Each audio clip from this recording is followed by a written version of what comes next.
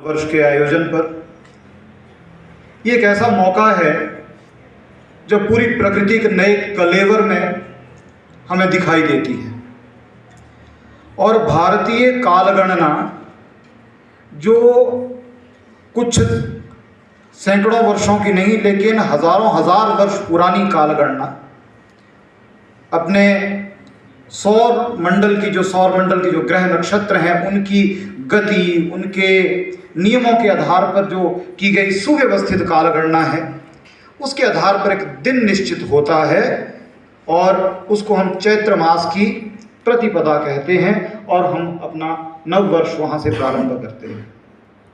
ये एक बड़ी निश्चित विधि है, निश्चित कालगणना है, इसमें कोई हेर फेर, कोई भी इसके अंदर परिवर्तन नहीं हो सकता है। हेर फेर इसलिए नहीं हो सकता क्योंकि हमारे ऋषियों ने, हमारे चिंतकों ने इनकी पूरी तरह से वैज्ञानिक आधार पर गणना करके ये निश्चय किया, ये तय किया कि आज के दिन चित्रा नक्षत्र, हमारी पृथ्वी और चंद्रमा किस स्थिति में होंगे। आज के 15 दिन के बाद पूर्णिमा आएगी जिसको हम चैत्र पूर्णिमा कहेंगे। गति निश्चित है, स्थिति निश्चित है। उसके बाद वैशाख मास आएगा, विशाखा नक्षत्र, पृथ्वी और चंद्रमा। उसके बाद ज्येष्ठ मास आएगा, ज्येष्ठा नक्षत्र, पृथ्वी और चंद्रमा। लेकिन यदि हम जिस प्रकार के पंचांग को हम आजकल फॉलो करते हैं, हम उसके प्रभाव में हैं। यदि आपसे कोई पूछे कि 1 जनवरी को किस तरह की नक्षत्रीय स्थितियां होंगी, कोई नहीं जानता है किस तरह की स्थितियां होंगी।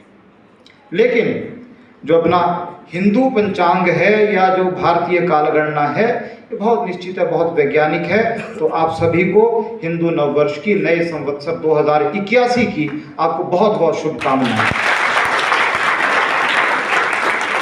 दूसरा महत्वपूर्ण विषय जो है कि आज से चैत्र नवरात्र भी प्रारंभ हो रहे हैं। आज प्रथम दिवस है नवरात्र का। हम 9 दिनों तक हम शक्ति की आराधना करते हैं, शक्ति का पूजन करते हैं और अपने अंदर प्रकृति का जो नवरंग है, प्रकृति का जो नव ऊर्जा है उसको आत्मसात करने का हम प्रयास करते हैं। तो इन 9 दिनों के अंदर हम 9 दिनों के भीतर हमारा व्यवहार, हमारा आचार विचार, हम उसको उपवास रख करके हम उसको शुद्ध करने का प्रयास करते हैं। तो आपको चैत्र नवरात्र की भी हार्दिक शुभकामनाएं। ये दूसरा महत्वपूर्ण विषय है।